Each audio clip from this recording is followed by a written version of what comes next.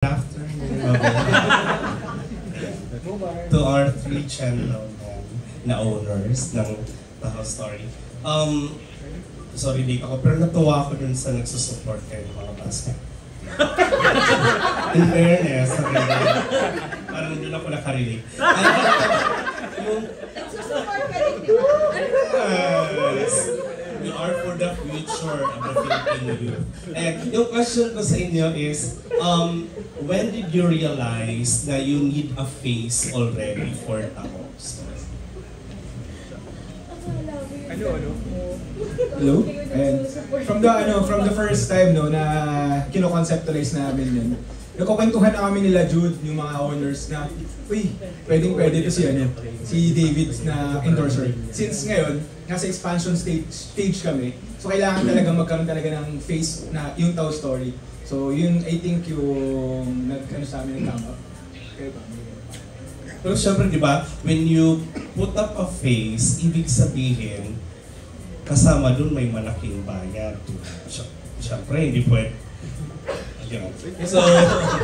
So ibig sabihin, financial-wise, at what stage already is Tahaw Story? And since it started, and follow-up question on that one is, parang are you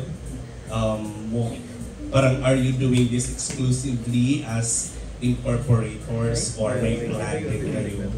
Since sabi mo nga, expansion stage to attract more investors. Right now kasi, yung mga owners, marami na kami, we have 9 owners, kasama si Ayan. So, naka-close muna siya for now.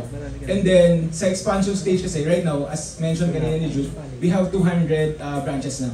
So, we support yung expansion program namin, and then yung mga early believers na sa amin talagang tumutulong, and then yung mga tahon addicts natin. So, yun talaga yung nagbibigay sa amin talaga ng way para magawa yung mga ganitong bagay.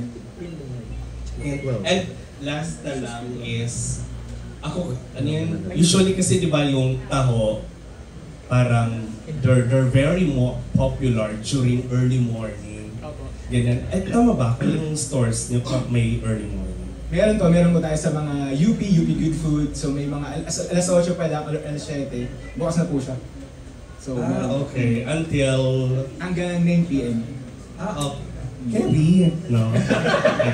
Congratulations. Thank you. Well, I'll support her advocacy. Salamat po. David yung advocacy. David, congrats.